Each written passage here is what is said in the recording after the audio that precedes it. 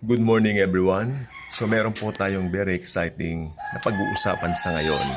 Ano po ba yung mga bagay-bagay na nandito na sa atin sa panahon natin ngayon na siyang gagamitin ng Antichrist sa kanyang pagparito? Okay, again, ano yung mga bagay na nandito na sa ating mundo ngayon na gagamitin ng Antikristo sa oras na siya ay lumabas na at lumitaw na? Well, meron lang po akong 3 punto, no? Sapagkat itong 3 ito yung nakita kong pinaka alam ko na ngayon pa lang nagagamit na. Gamit na gamit na. Okay? Unang-una, yung cashless society.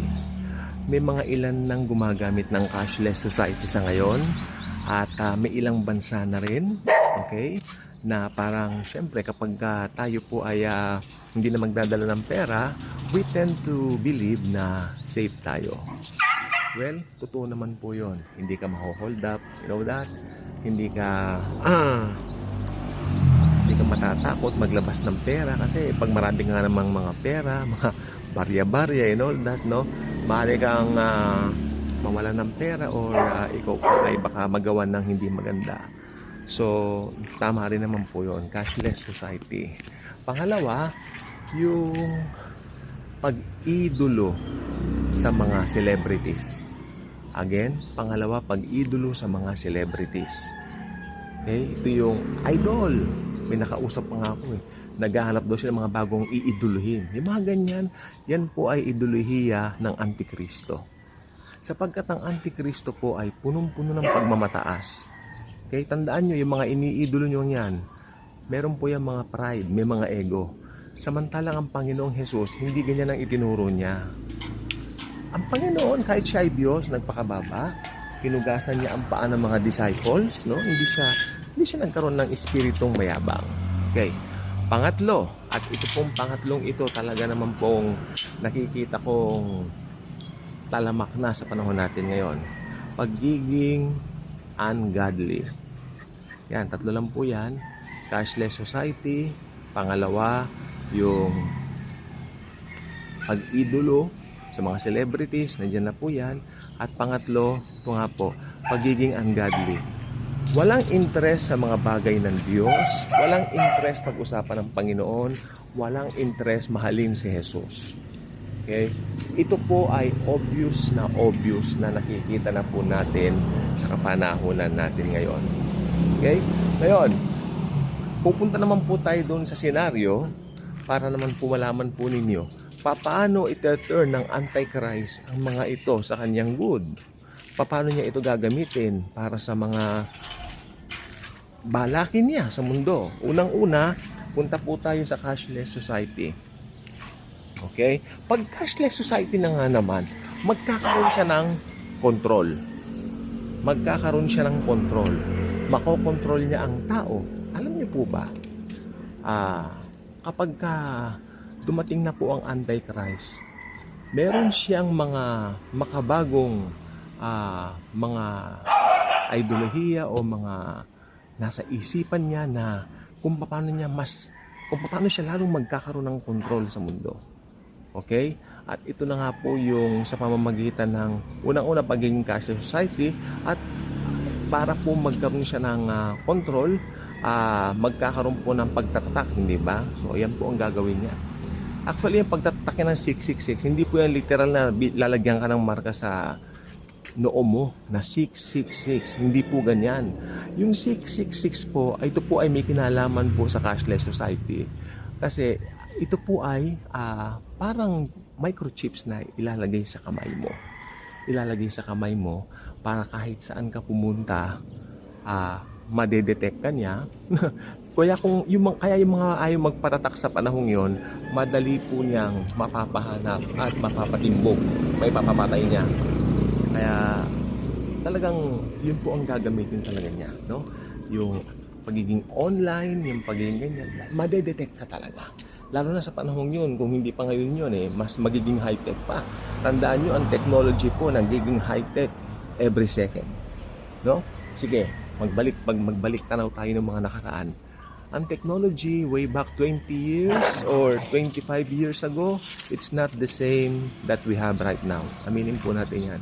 Sobra na po tayong lumipad ngayon, no? When it comes sa teknolohiya.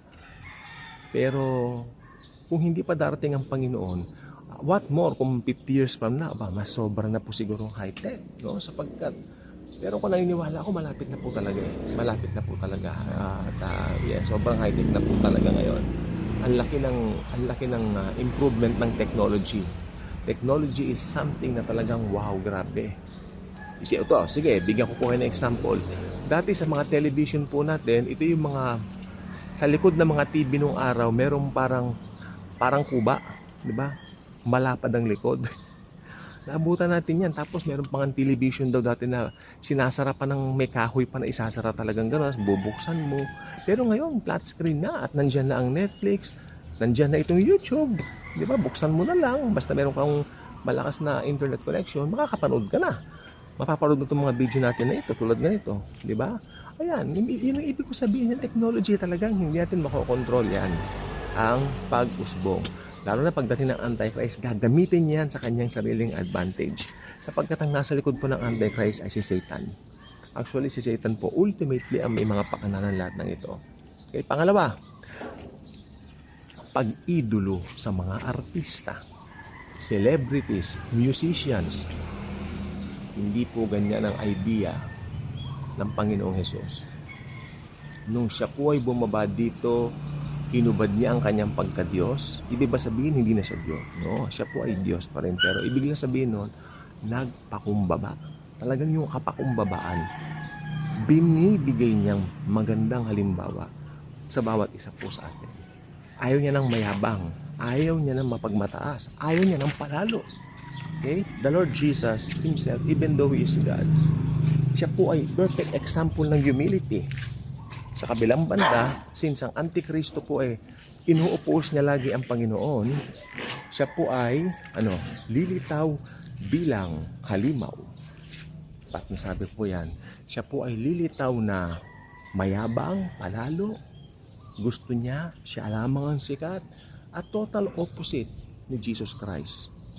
Yan, kaya nga po Antichrist. 'Di ba? Kaya nga po, yung false prophet, ang role niya ay ituturo niya doon sa Antichrist yung mga tao. Siya ang sambahin nyo siya. Ewan ko lang kung anong pangalan ng Antikristo, pero may pangalan po siya. Hindi naman po siya lalabas na parang halimaw na nakakatakot. No, hindi po. May pangalan po siya. Kaya until that day, kaya kung naiwan ka, yari ka. Makikita mo yan. Yung pangatlo, ito naman po matagal na ito pero mas lalong lalala. Pagiging ungodly, walang interest sa Diyos. Ang dami ko pong kaibigan na ganyan. Whenever ako ay nag-share tungkol kay Jesus, lumalabas ako pa o tayo pang mga Kristiyano yung parang katawa-tawa. Tayo pang mga Kristiyano, since nagbibigay tayo ng magandang balita sa kanila, tayo pa yung lumilitaw na parang nagiging sense of fun, cause of fun sa mga usapan. Parang pinagtatawanan tayo. Pero okay lang po yun. Ang Panginoong Hesus lang, hindi lang siya ang Panginoong Hesus nga po, hindi lang po pinagtawanan. Ipinapatay pa sa krus, pinapako pa sa krus. What more tayo? Isang karangalan na ma-persecute sa pangalan ng Panginoong Hesukristo. Okay? At yan tatlong pong yan kasi lang binigay ko. Although mas marami pa po, kasi yan tatlong yan po talaga yung pinaka-paghuhugutan ng Antikristo. Kung paano niya isasakatuparan yung kanyang balakin. Pero again, sabi ko nga po, ang nasa likod ng lahat ng yan ay walang iba kundi si Satanas, si Satan. Okay? Kaya yung espiritu ng kayabangan, espiritu ng kawalang interest sa Diyos, no? Iyan po ay espiritu ng Diablo, espiritu ni Satanas. Espiritong hindi dapat na mangibabaw sa mundo, pero wala tayong magagawa sapagkat yan po ay nakahula sa banal na aklat at ito po ay magaganap anytime soon. Magra-rapture na po, at pag naiwan ka, tulad na sinabi ko kanina, masasaksihan mo ang rise of the Antichrist at ng false prophet. May pangalan po sila, tao po sila, hindi po sila yung parang halimaw na nakikita mo na binanggit lang pong halimaw sila kasi yung kanilang ugali o asal. Pero hindi po literal na ganon. Okay? Yun lang po. God bless.